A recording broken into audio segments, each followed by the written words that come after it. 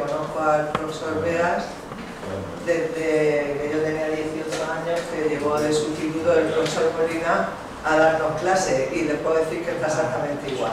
Bueno, y desde la vida nos juntó, primero como amigos y después como colegas. También tengo que decir, aparte de sus cualidades científicas, tiene una que es la generosidad. Es una persona absolutamente entregada a su trabajo, pero es muy generosa para el trabajo de los demás. Y puedo decir que para mí es el mejor discípulo que ha tenido don Juan Torrefonte. Y voy a contar una anécdota. En la pantalla del ordenador el otro día vi que tiene una foto de don Juan Torrefonte, donde otros ponemos a Claudio Schiffer o a yo. Bien, su trayectoria investigadora es larguísima porque ya tenemos años, gracias a Dios, y tiene una obra importante en cantidad y en calidad, pero voy a destacar, por no ser pesada, pues unos estudios sociales que hizo sobre relaciones de hidalgos murcianos, los procuradores murcianos, y más recientemente ha hecho una obra de integración interesante en un artículo en la revista de antropología sobre el vino en la región de Murcia, la Chapa, estupendo. O sea, y sobre todo ha hecho unos estudios muy especializados en los reinados de Enrique III y en esa gran obra que va a ser difícil superar, que es la de Alfonso X y el Reino de Murcia, además de ser una persona, hoy que estamos hablando de textos escritos, de haber exhumado ingentes cantidades de documentación escrita del siglo XIV y otra. Otro de sus grandes aportaciones fue Lorca, base militar. En fin, largo recorrido, buena obra, no por cantidad, sino por calidad y sobre todo cualidades también éticas que no se deben olvidar en la labor de ningún profesional. Y ya está. Se ha olvidado la doctora Martínez de una cosa, que lo mejor es tener su amistad. Bien, vamos a hablar de cazadores y cazados. Es un título que se me ocurrió porque efectivamente si hay caza porque hay cazadores, y si hay cazadores porque hay cazados. Es una relación atemporal, porque como todos ustedes saben, caza, el hecho de la caza, pues es una acción que ha resultado de cazar, que siempre ha acompañado al hombre, pues prácticamente desde sus tiempos iniciales en el planeta, desde aquellas sociedades de cazadores, recolectores que iban persiguiendo la caza. Yo no sé si con mucha estrategia o no, pero sí al final la observación fue lo que permitió que fueran desarrollándose estrategias de caza con objeto de, bueno, en principio parece una finalidad exclusivamente alimentaria, tratándose entonces fundamentalmente, como tiene en esa diapositiva, de ciervos, ungulados o otra serie de animales de mayor tamaño, como puedan ser ese rinoceronte lanudo o el famoso mamut, que en principio va a constituir la base fundamental de una dieta cárnica, insisto, solamente alimentaria. Hay quien argumenta, no sin falta de razón, que también en la prehistoria habría una necesidad de cazar con fines defensivos, puesto que siempre había elementos o animales que podrían poner en peligro la existencia de aquellos grupos sociales o la propia evolución, el propio estacionamiento en donde se encontraba. Y todos conocen, por ejemplo, el lobo, que permanece en la actualidad, pero no ese famoso diente tigre, diente de sable, que va a ser uno de los principales protagonistas, parece que se extendía por toda Europa y que parece que los prehistóricos lo padecieron abundante. Una actividad, por tanto, vinculada a la alimentación desde los tiempos primigenios. También se puede hablar del aprovechamiento peletero, que ello implica, y que no solamente exclusiva del marco europeo, sino que la caza se practicaba en civilizaciones muy posteriores, como tienen ustedes aquí ese famoso relieve del rey Asilio Asurbanipal cazando leones, y ese famoso relieve también de la herida, estudiado por generaciones y generaciones de alumnos de historia. Son dos tipos de caza diferentes. Esta caza alimentaria, esta caza por las pieles, y esta caza, pues mucho más deportiva. El león no se come, acaso se comería el león al cazador, pero el cazador al león no, y en consecuencia pues algo que ya va denotando algo muy diferente, es decir, la caza como entretenimiento, la caza como un medio de evasión, siempre vinculado a las clases superiores o a los elementos superiores de la sociedad, algo que ya va a pervivir, que nace en la esfera antigua y que va a pervivir, prácticamente yo creo que nace de las sociedades sedentarias y que va a pervivir a lo largo de toda la Edad Media. Hoy día tenemos esa misma diferenciación, puesto que fundamentalmente, a quien le guste la caza, para el país de safari hay que tener por lo menos una cuenta corriente saneada, mientras que no es lo mismo ir a cazar conejos a sierra, frente. Es decir, el hecho de cazar es el mismo, pero los gastos que genera el safari, la caza de animales superiores muy alejados de nuestro entorno, pues no es lo mismo que una caza menor. Esta caza del león es una caza fundamentalmente cara, una caza vinculada a la aristocracia, que aparece el rey. Es una caza también que permite hablar del entrenamiento físico con objeto, con vistas a lo que es la actividad militar, mientras que la otra caza, la caza menor, pues es algo muy vinculado a los elementos inferiores, socialmente hablando, de la sociedad. Por tanto, en la Edad Media, la caza ya tiene por lo menos tres funciones que no tenía, algunas de ellas ya vienen de los tiempos de la prehistoria, pero otras no. Por un lado está la finalidad alimenticia. La Edad Media es una etapa en donde efectivamente hay una mayor complejidad social, hay una mayor actividad económica, o no, pero al mismo tiempo hay una diversificación de sociales estratigráfica y la dieta de una buena parte de la población estaba fundamentalmente, por lo menos complementada con la caza. Sobre todo en el aspecto alimentario de la sociedad y al mismo tiempo algo muy importante, y es que hoy día, incluso en la edad moderna, cuando las circunstancias cambian, no la mentalidad sino los factores de desarrollo, los ejércitos cuando se desplazaban pues llevaban una impedimenta. En la Edad Media el ejército que se desplazaba, los soldados llevaban una impedimenta bastante escasa y siempre había que cazar para cubrir la dieta.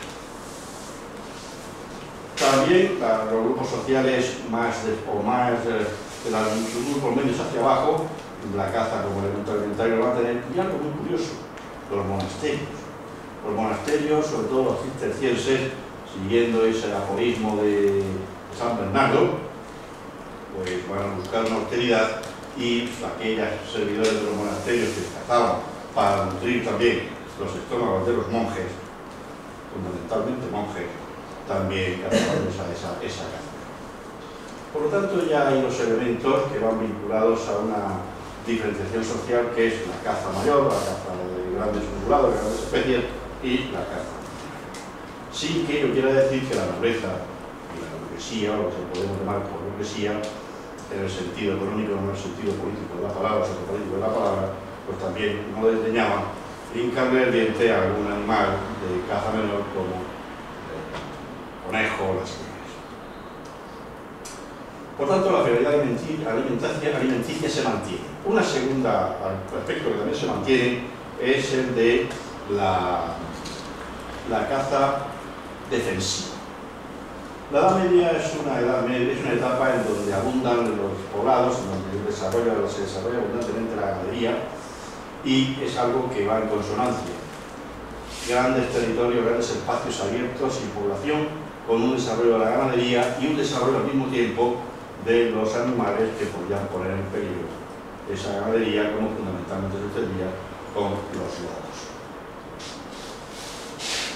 La caza de lobos es algo que a lo que me referiré después, pero sí hay abundantes noticias de organización de partidas, generalmente de ganaderos, de pastores, con objeto de defender los rebaños y dar batidas para eliminar a estos lobos.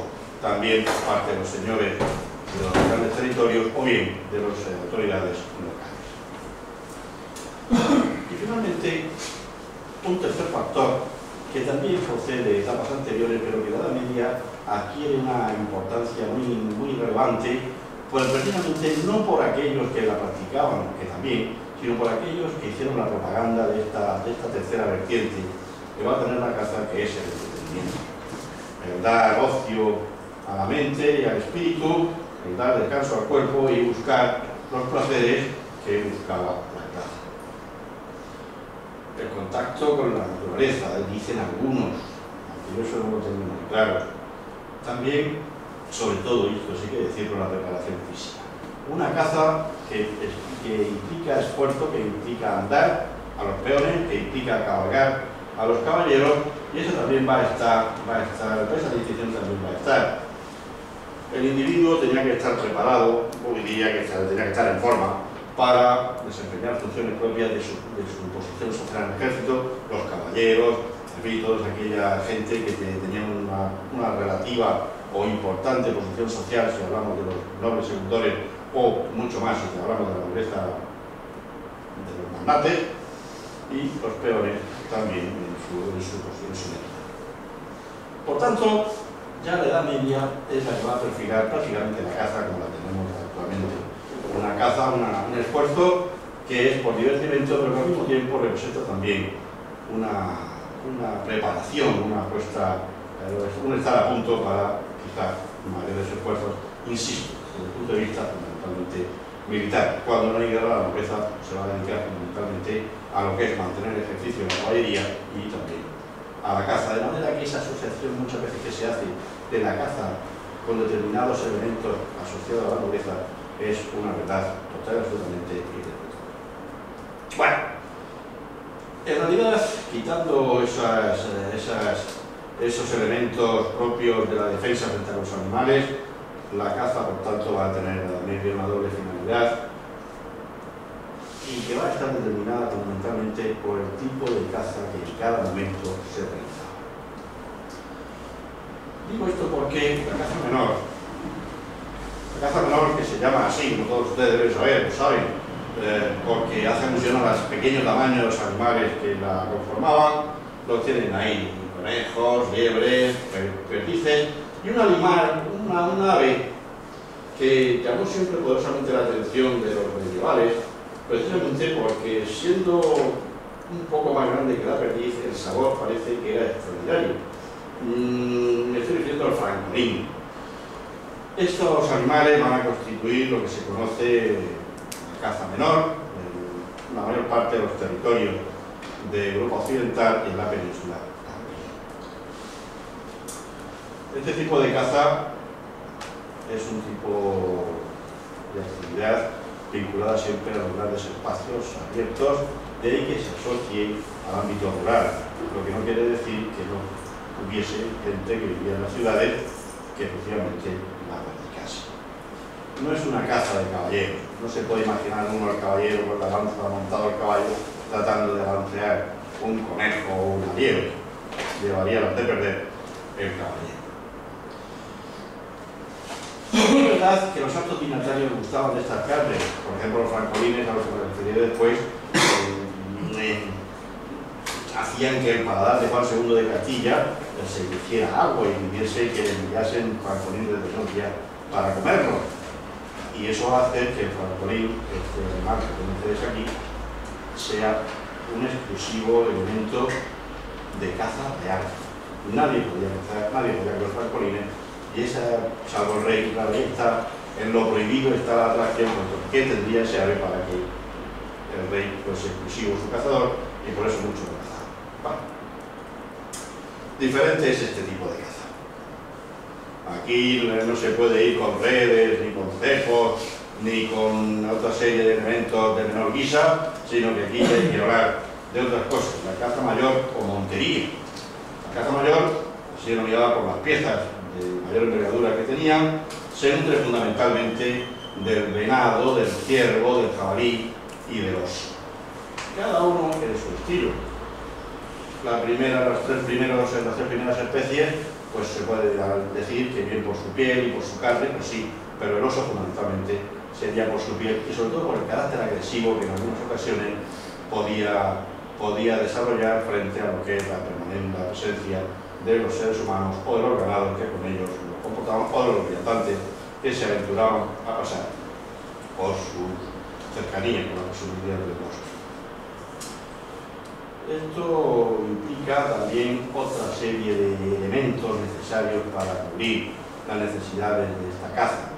La abundancia de noticias habla de la crianza de perros con el objeto de que persigan la pieza, de que la acosen, de que si dan lugar la maten, y el adiestramiento de una serie y la creación de una serie de funciones y de personas que tenían que desarrollar muy vinculados a una caza que es vinculada fundamentalmente a la nobleza.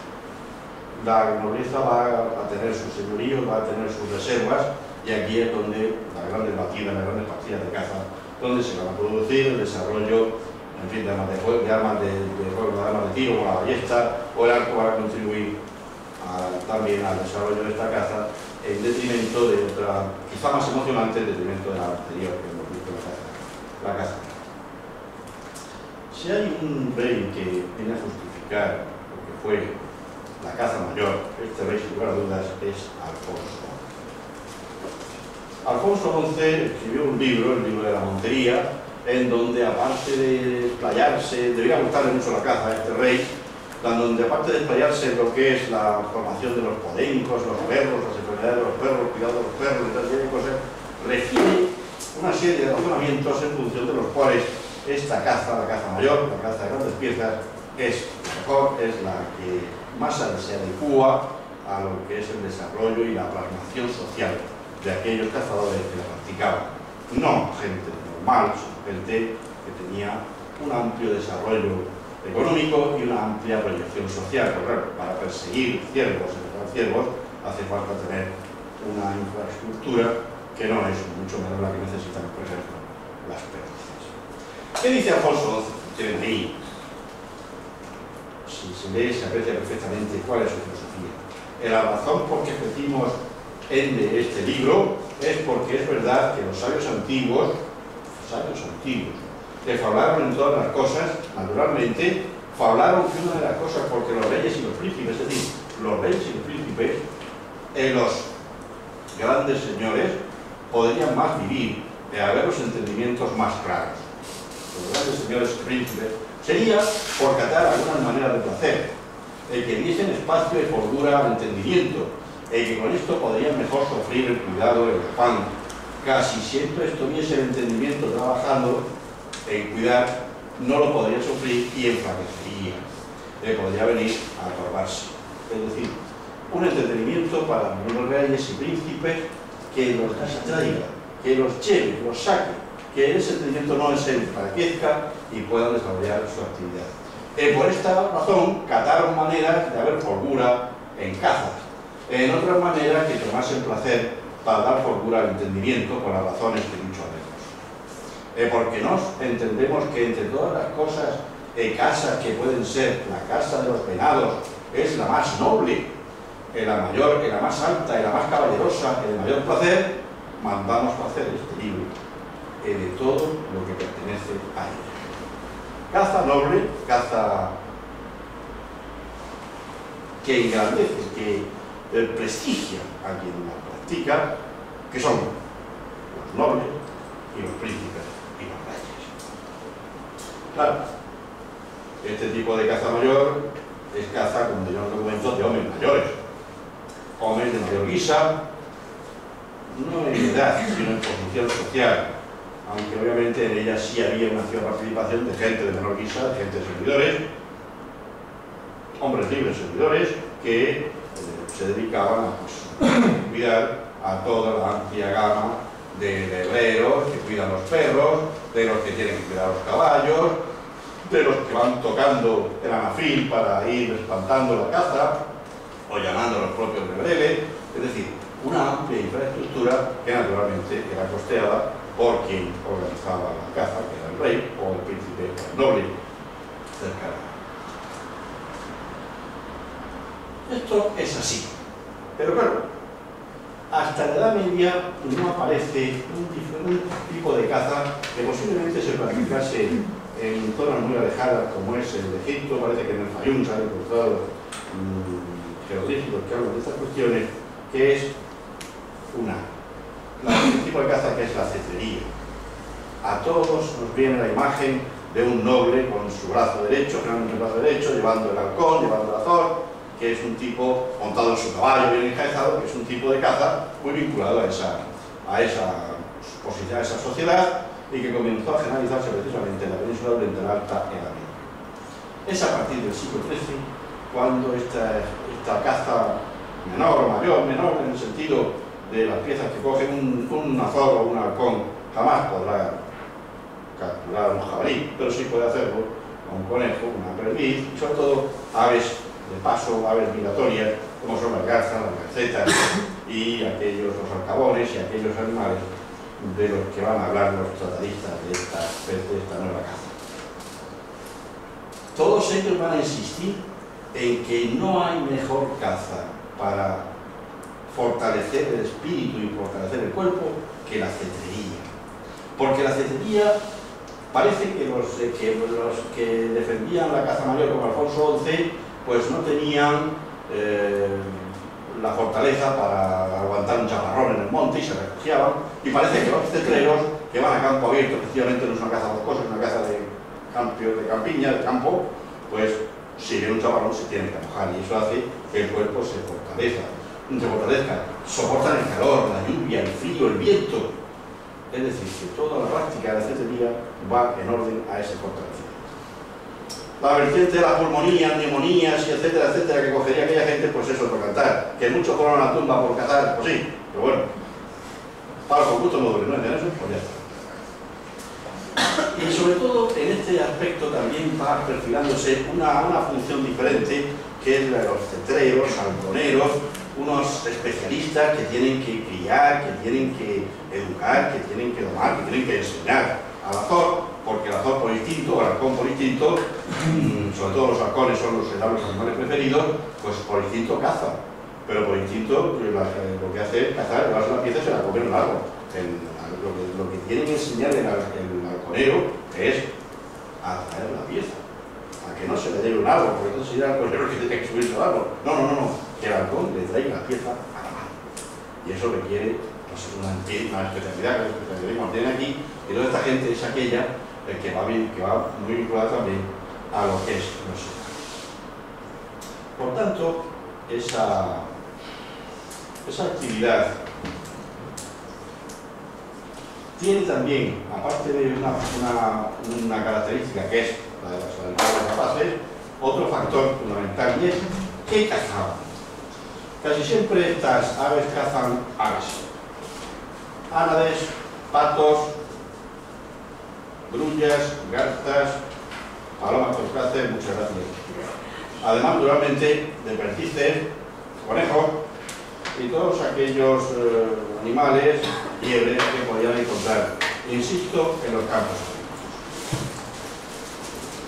El propio don Juan Manuel lo dice, en caza todo lo que le he dicho, todo lo que te he dicho, y también en las otras cazas que se fallan en los campos. Pero el problema de este tipo de caza, de la cetrería, no está tanto en cómo se hacía, sino en quiénes eran sus defensores. Hemos visto que en la caza mayor, fundamentalmente, el que defendía la cetrería, la caza es Alfonso XI en el libro de la Montería. Pues bien, aquí vamos a tener dos grandes personajes que van a hablar largo y tendido de las excelencias y del por qué habría que practicar esta caza con animales, con aves rapaces. Uno es el canciller Pedro López de Ayala, que tiene aquí su escultura funeraria en el monasterio Valavaes de Quejana, y abajo a don Juan Manuel, una imagen que se encuentra en el retablo de la Virgen de la Leche de la Catedral de Murcia y que se atribuye a él. ¿Qué dicen estos dos grandes personajes que son los que transmiten fundamentalmente lo que es la afición a la caza y explican el por qué la cetrería debe practicarse? Pues el primero de ellos, es decir, el canciller Pedro López de Ayala, publicó lo que se conoce en un libro que se conoce como el libro de la caza. Y dice que la caza con cetrería es una caza muy noble, es una caza que incluso viene a placer a Dios. ¿Por qué place la cetrería a Dios?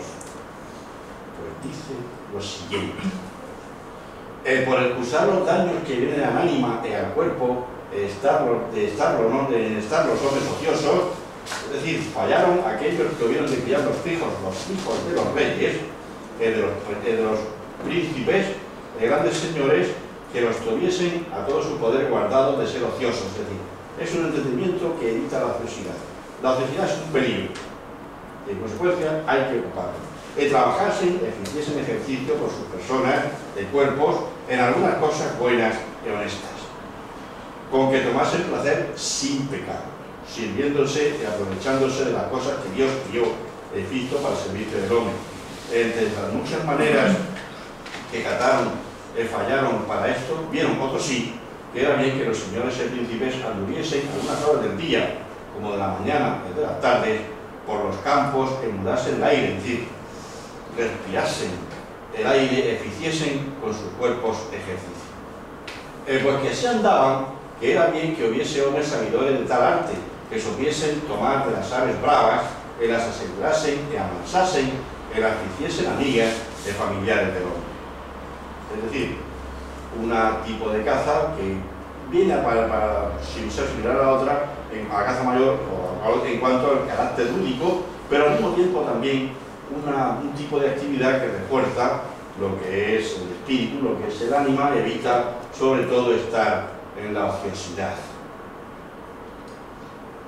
Con la peculiaridad de que hay que efectivamente domesticar a los halcones, domesticar a los azores, y en el libro de la caza, lo mismo del canciller, lo mismo que hará después el señor de Villena también en su libro de la caza, pues se explayan en los cuidados. Si Alfonso XI se explayaba en los cuidados que tenían que tener los perros, el tratamiento de las heridas y la emoción de las heridas, aquí se hace lo mismo con el tratamiento y los males que podían tener los halcones y cómo podían y deberían prevenirse.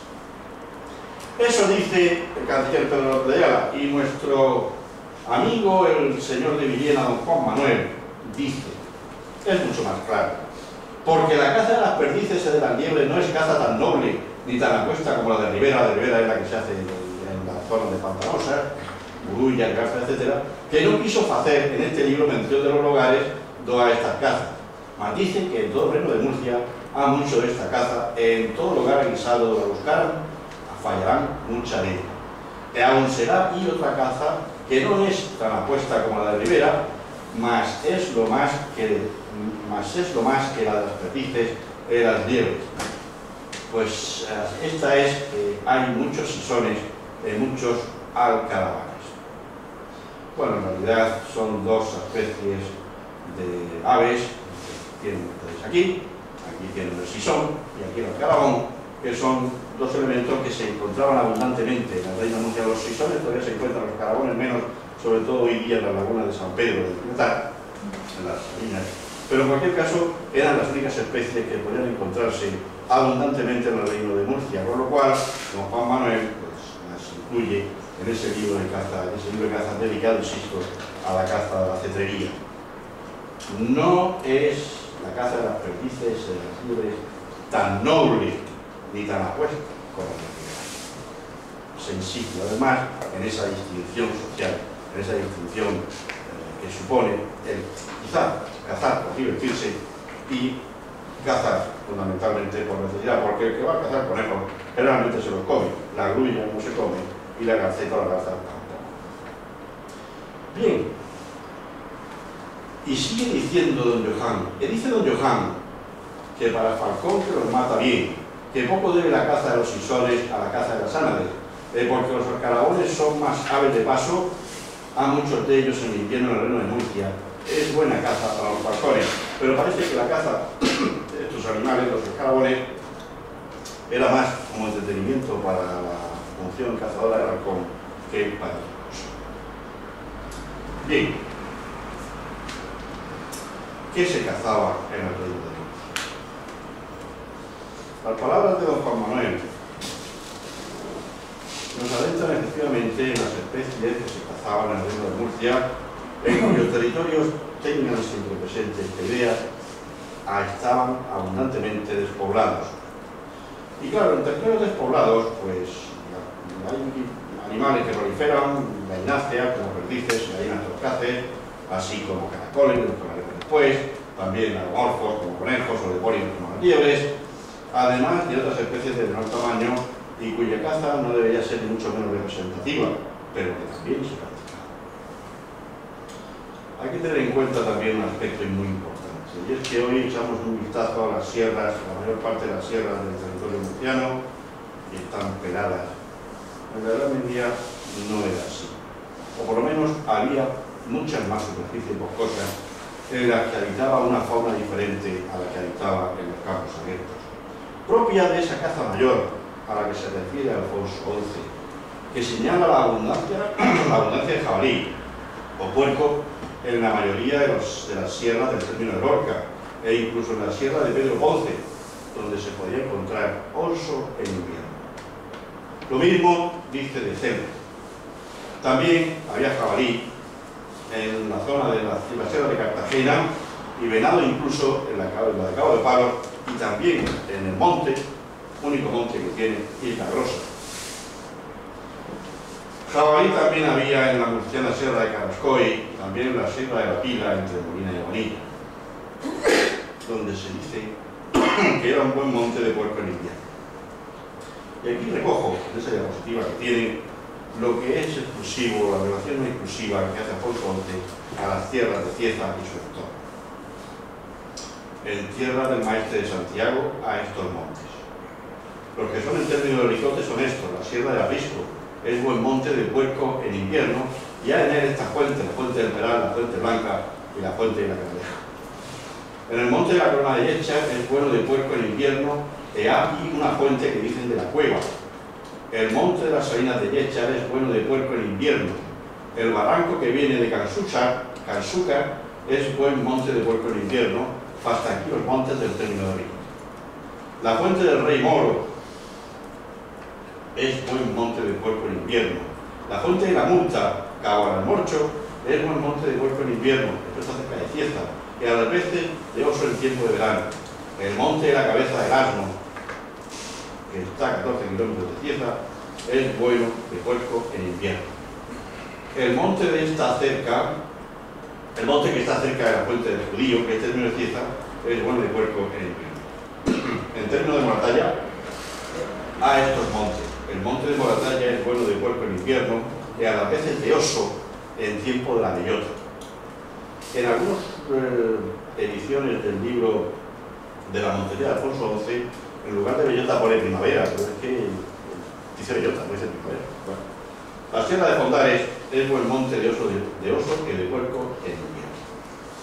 Aquí supongo que alguien habrá trabajado todos estos topónimos, pero hay algunos que pillan bastante lejos, puesto que hasta donde yo llego, la fuente blanca y la fuente de la Canaleja hoy día están en término de Valencia. De hecho, en esas rutas que hay por internet, senderismo, se encuentra una de ellas cerca de, por lo menos la senda de senderismo que sale de Alcira, pasa por la Fuente Blanca, y no he encontrado dos topónimos de esas características. En fin, eso, ciezanos y compañía, se puede dedicar a localizar todos estos topónimos.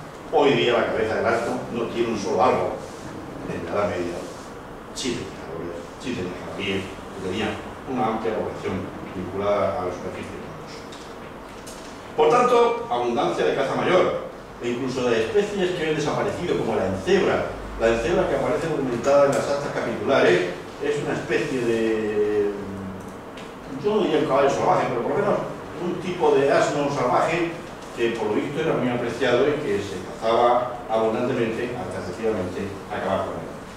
Cabras monteses, ciervos, venados y jabalíes existían en casi todas las sierras, con lo que suponían de amenaza para las tierras de cultivo de las poblaciones, cuyos habitantes pues, muchas veces veían como las simientes eran comidas en tiempo de sazón.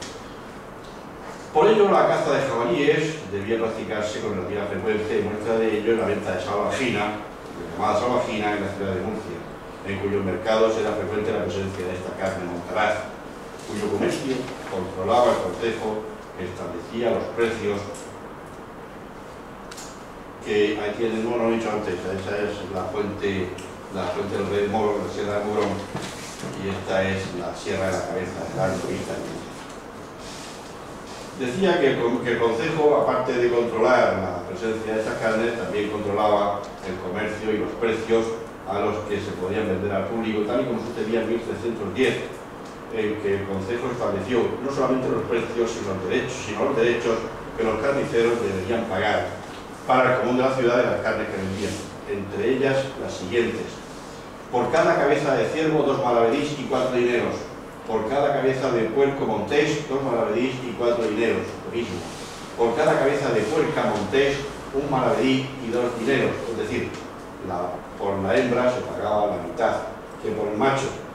Por cada cabeza de cabrón montés 8 dineros, por cada cabeza de cabra montés 4 dineros, la mitad, y las encebras que se paguen según los ciervos, no distinguiéndose entre macho o hembra. El venado también llega al mercado y los precios van a tener una oscilación mínima. Por ejemplo, sabemos que en los años 1420, 1421, 1431, 32, 33, 35 y 36 se vendía a 9 blancas a la relde, es decir, cada 4 libras una relde. En 1434 y 1436, sí que sabemos muy bien las circunstancias, descendió una blanca y se vendía a 8. Si se traduce esto en maravedí, si en maravedí es de 2 blancas, pues las 4 blancas conformarían un maravedí, de manera que 8 blancas estaremos hablando de 2 maravedís, que es la moneda generalmente comprendida en estas transacciones. Entre 1437 y 1440, la carne de venado subió a 10 blancas y así va a permanecer prácticamente hasta la rectificación, la remodelación de precios que tiene lugar con la autorización de Isabel I. La hembra también va a tener sus oscilaciones, aunque en menor medida. Solamente he registrado la del año 1431, 8 blancas, pero pienso más bien que es un error. Todo lo más, entre 1432 y 1435 varía 9, entre 1420 y 1426 varía 9 blancas la relde, y entre 1437 y 1440 suben los precios, lo mismo que pasó en el macho, y se pagaba a 10 blancas en la relde. Eso es en cuanto a lo que es el ciervo y la salvajina, en cuanto a lo que es las carnes que aparecen, es verdad que con relativa frecuencia dentro de los mercados carniceros de Murcia, donde hay una mayor documentación. Respecto al oso, el silencio es absoluto. Las fuentes documentales no dicen nada, y claro, eso da lugar a que si hacemos caso a lo que dice Alfonso XI y aceptemos que hay osos en las sierras de los términos de las diferentes localidades del Reino de Murcia, pues su caza pues ya fundamentalmente a lo que es un tipo de caza de tipo preventivo o por la piel, y muy poco más. En todo caso, sí la había, porque el Concejo de Murcia en 1344 pidió al rey Alfonso XI que prohibiese que se cazasen piezas de caza mayor en el término de Murcia, y en 1345 Alfonso XI dice que ninguno no fuesen osados de matar puerco, ni oso, ni gamo, con ballesta, ni con cepo, ni con otro armadillo alguno, son ciertas penas, porque en el término de la dicha ciudad había pocos montes donde los dichos puercos y osos se pudiesen criar, y que en los lugares del dicho reino, a ella comarcanos, hay muchos términos donde se crían, es decir, que no se cazase en el reino de Murcia los escasos montes en donde se podían criar los osos y los jabalíes, y que, pues, en los términos comarcanos es donde parece que hay. Como sabemos, hoy día no hay osos en el reino de Murcia, desaparecieron mucho tiempo antes de nuestra época, pero quizá no sería solo por la caza, sino también por la desaparición de su hábitat natural. Mención especial merece el lobo, muy abundante en todas las sierras, en consonancia al desarrollo de la ganadería doméstica, y que era perseguido por los daños precisamente que causaba en los rebaños. Y era cazado generalmente por una amplia gama de medios. Hoy día los lobos en Galicia se cazan mediante un foso. En el término de Murcia también se utilizaba ese foso camuflado con estacas. Estacas donde el animal moriría al saltarse en ella, aunque hay ejemplos también de quien traía el lobo vivo a Murcia. Trampas, bien asaltados con una ballesta o envenenados, y sobre todo también se premiaba mucho la muerte de las crías, con objeto de evitar que hubiese nuevos relevos generacionales. Los testimonios son muy abundantes y no los voy a cansar con datos. Solamente diré que en el reino de Murcia, en Lorca, en 1490, el concejo pagaba la fabricación de lo que se llamaba las calazas se llamaban en Murcia. Una masa hecha con vidrio molido, agujas de metal y sustancias venenosas extraídas de plantas, aparte de algunos otros ingredientes que se utilizaban para acabar con los ejemplares de lobos que comían de aquello. Además de pagar la fabricación de estas calazas, pagaban también a los hombres que las fabricaban.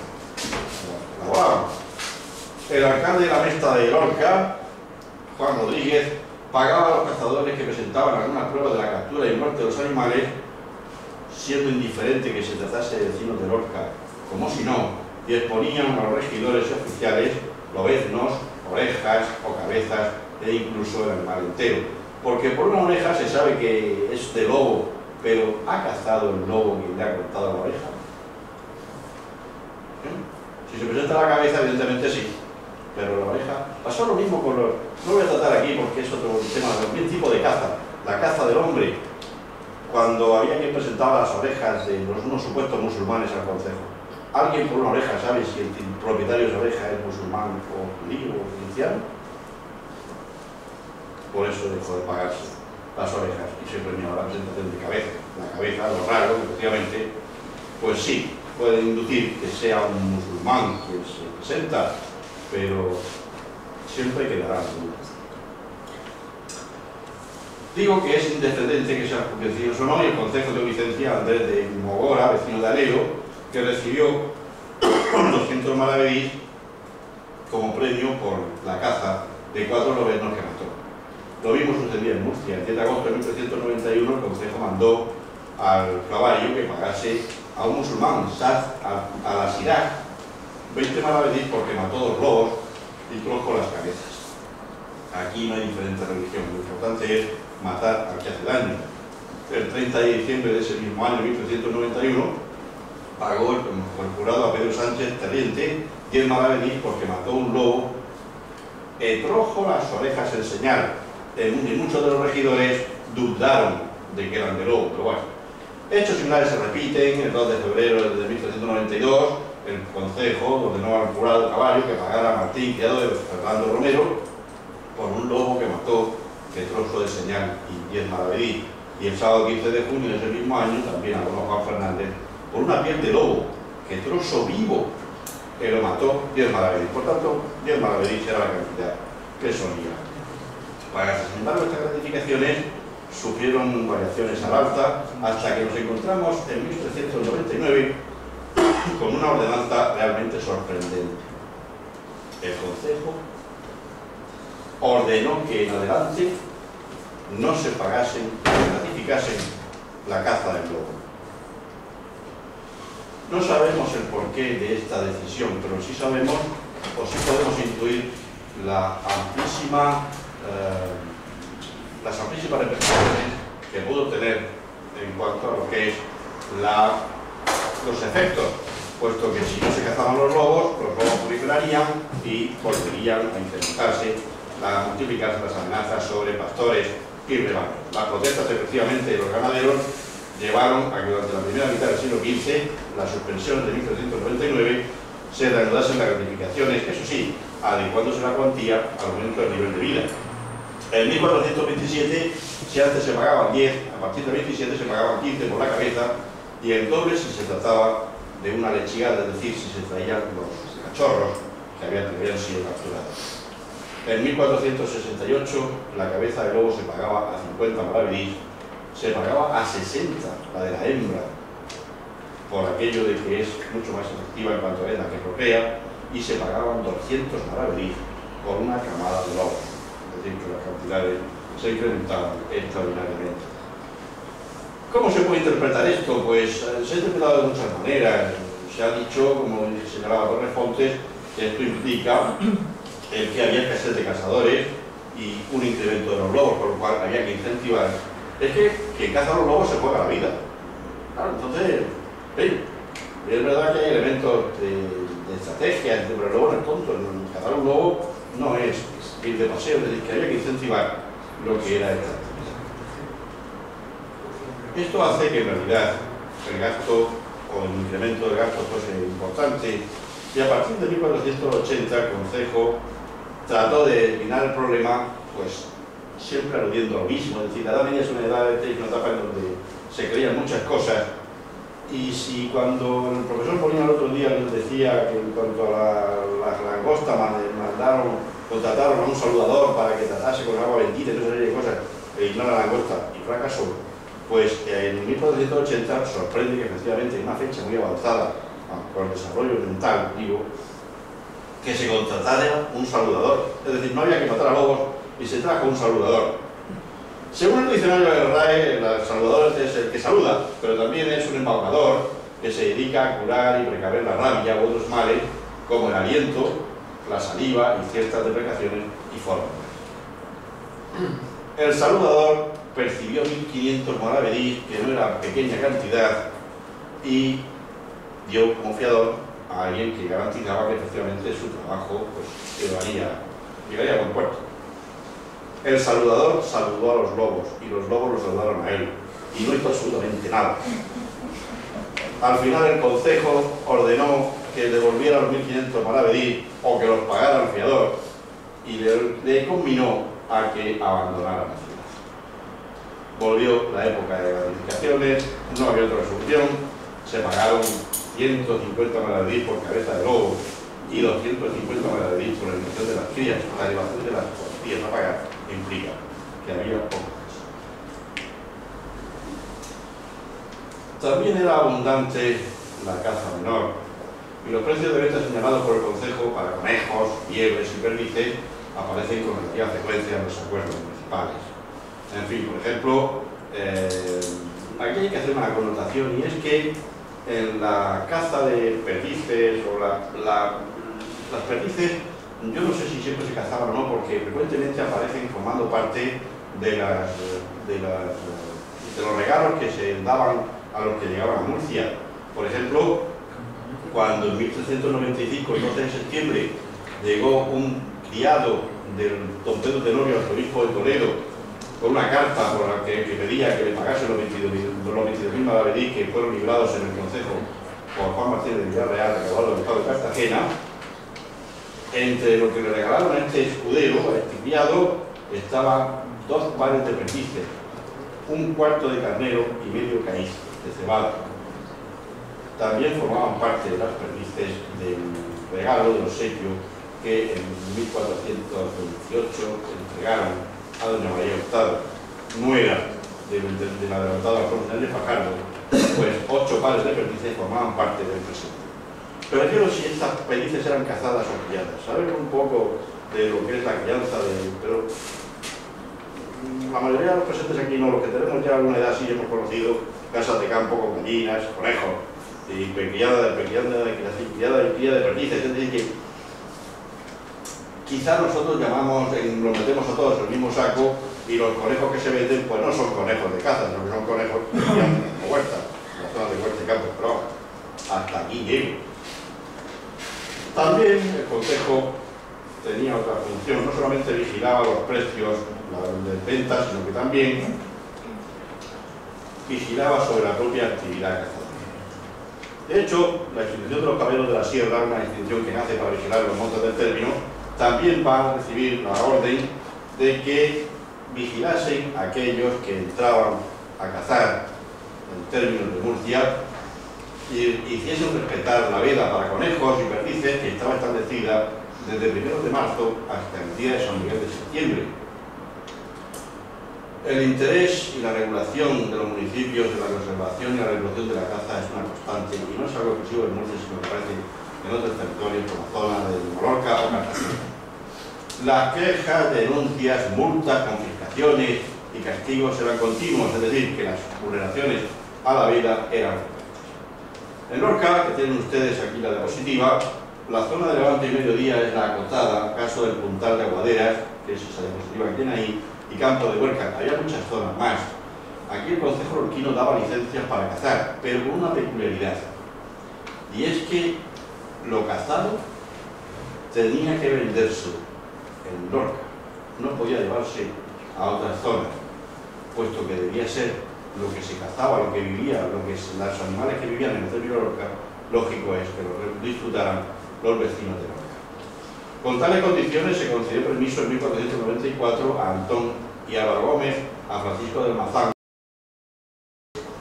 Había que hacer un estudio sobre la gente del Sile que hay en esta zona, y a Ginés Rodríguez, vecino de Segura, para cazar con ballesta, y se les recordaba la obligación de vender el producto de caza en la ciudad bajo una multa de 300 maravedís, una cantidad de dinero.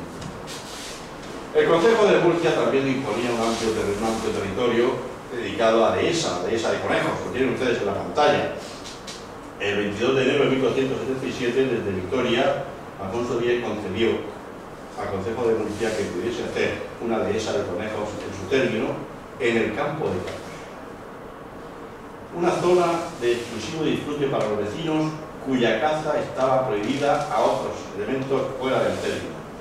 Durante el siglo XIV, las abundantes referencias a las soluciones del Concejo sobre la caza de conejos son muy abundantes. En 1397, por ejemplo, se ordena que ningún cazador sea osado de cazar conejos en verano. Es a saber, desde Pascua Florida, es decir, desde el domingo de Resurrección hasta la fiesta de San Miguel de Sevilla. Por razón que se pierde la caza en las pieles y se torna en gran daño. Si algunos lo hicieren, pierda la caza, pechen por calonia por cada vez 5 maravedís.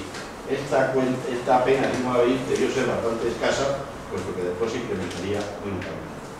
De todas maneras, el cultivismo debía ser de manera corriente, sobre todo en aquellas especies a las que me refiero antes, como es el zarzolín. En Lorca se castigaba con una multa de 200 maravedís quien incumpliese la veda que establecía el Concejo. En Murcia también pasaba lo mismo, sobre todo en Perdices y muy especialmente en Franco. Ya he dicho que Juan II le gustaban estos gallinaceas, y el Concejo de Murcia va a velar porque no solamente no se cacen, sino que había quien las tenía vivas. Por ejemplo, en 1494 se supo, debía ser algo muy popular, pero es cuando asoma el hecho de que había gente que cazaba los francolines vivos y los vendía en la ciudad, y había quien los criaba con objeto de ganar un buen dinero, porque insisto, su carne no queda. Se prohíbe taxativamente esta práctica. La pena no es pecuniaria, la pena es de 100 azotes públicos, es decir, que estamos hablando de algo bastante serio. En cuanto a lo que es la venta, pues se prohíbe, por ejemplo, que se vendan la caza a los regatones, es decir, a los recoveros, aquellos que la revendían, y porque se alteraban fundamentalmente los precios. En cuanto a lo que es la caza, a los útiles para la caza, aparte de los materiales como redes y trampas y animales, pues hay una amplia gama de elementos que se van a utilizar y que también van a ser objeto de atención por parte del Concejo. En 1430 se prohíbe la caza con perros sarniegos, es decir, podencos. Aquí tienen dos ejemplos de podencos, este es un podenco andaluz y este es un podenco ibicenco. Hoy hay mucha variedad, entonces entiendo que el podenco sería andaluz, no creo que hubiese el ibicenco por aquí. Y también los hurones. El hurón no tiene tipo, sino que es siempre vivo. El mustélido fundamentalmente va a ser utilizado por pastores y rabadanes, sobre todo aquellos que traían sus rebaños al campo de Cartagena y que comían sobre la marcha. Y por eso en octubre de 1396 el Concejo expuso las cabañas que había bien al extremo al campo de Cartagena, que traen perros e hurones, con que cazan conejos en el dicho campo. Y aún que los que no traen perros ni hurones, que acaban, es decir, que excavan las madrigueras de tal manera que los dichos pastores llevan el campo de caza en la ciudad, por la dicha razón, es menguada de ella. Esto es contra las dichas ordenaciones que el Concejo de dicha ciudad tiene fechas en esta razón. Se nombró a los caballeros de la sierra para que efectivamente controlasen estas vulneraciones y que incautasen los animales y recaudasen bien a las personas que infringiesen las normas. Poco efecto debe surtir esta ordenanza, como todas, porque en 1401, además de ratificar la orden que había dado en 1396, se vuelve a decir que no cacen con perros merchaniegos, es decir, que no cacen con podencos, y ordenó que ningunos hombres extranjeros que no fuesen vecinos de la ciudad, que no sean de esta ciudad, no sean osados de cazar en los terrenos de Murcia con furones, sin licencia y autoridad de los jurados, so pena de 20 maravedís, en que perdiesen la caza en los furones, en los canes, en todo lo que llevase. Lo mismo sucedía al pastor extraño que llevase podenco o furón, que peche de pena 60 maravedís y que pierda los perros en el furón. Otro sí, que cualquier que recaudar, es decir, que cualquier que destrozar de madriguera, que peche de pena 60. Una argucia que supongo que todos conocen y que se utilizaba para cazar perdices es la de camuflarse en compañía de animales cuya presencia no asustaba a la galinácea, como por ejemplo los bueyes que llevan un cencerro, o los borregos, o las cabras. De hecho, esta práctica de disfrazarse es muy antigua. No he encontrado diapositivas actuales para que de la Edad Media. Aquí tienen ustedes la prehistoria, estos son bueyes apicleros, y aquí las praderas americanas, estos dos indios que tratan de acercarse con la flecha para estar activo. El bisonte que los mira, porque efectivamente el bisonte duda si lo que se acerca es un animal o es un humano, porque le va dando 4 patas y lleva una piel, en consecuencia. Esto va a hacer que esta práctica debía ser muy habitual, puesto que se habla de ella en la Celestina y diferentes autores se van a ocupar de ella. De hecho, el camuflarse con los bueyes o ir con los bueyes para tener a tiro a las perdices, fundamentalmente se caza a las perdices, para tener a tiro la ballesta, es algo que pasó al acervo popular. Y hay unos versos de Juan de Mena, en su cancionero del siglo XV, que les voy a leer para que vean cómo se van traspasando unas cosas a otras, unos ambientes a otros. Aunque con la catadura mansa que tuve contradices, que falso buey de perdices, has hipócrita figura, pues tu piel y cobertura y cencerro simulado, al punto de haber casado, se convierte en su natura, es decir, aquel que aparenta una cosa y luego es otra. Bueno, no les voy a ir relatando lo que es los precios ni los gobiernos con todas estas cosas, voy a terminar. Y termino con las referencias a algo que también se caza. Lo que pasa es que aquí decimos coger caracoles, pero es cazar caracoles. Sí. El caracol es el animal más indefenso que hay. Bueno, puede haber uno más, pero el comestible para cazar caracol. Pero claro, el caracol, puesto que el profesor Molina les habló de los pájaros, de las cucaras, no me voy a entender estas cuestiones, pero claro, el caracol también es un objeto que se come. Se comía. Los pastores en Lorca, por ejemplo, cuando los guardas de la huerta o del campo, cuando iban a cumplir su misión, se comían los caracoles asados. Asaban los caracoles. No es ese plato de caracoles que tienen ustedes aquí, no, estamos hablando de una comida mucho más rudimentaria, entiendo. Sin embargo, los caracoles también fueron objeto de una amplia gama de conflictos entre concejos. Lo mismo que lo sería la caza. Los caballeros de la Sierra de Murcia en 1428 capturaron a 7 vecinos de Orihuela que entraron en el término y con podencos y con ballestas, y decían que iban a coger el arma, que iban a cazar porque el podenco no coge el arma. Bueno, los reclutaron todo y hubo problema.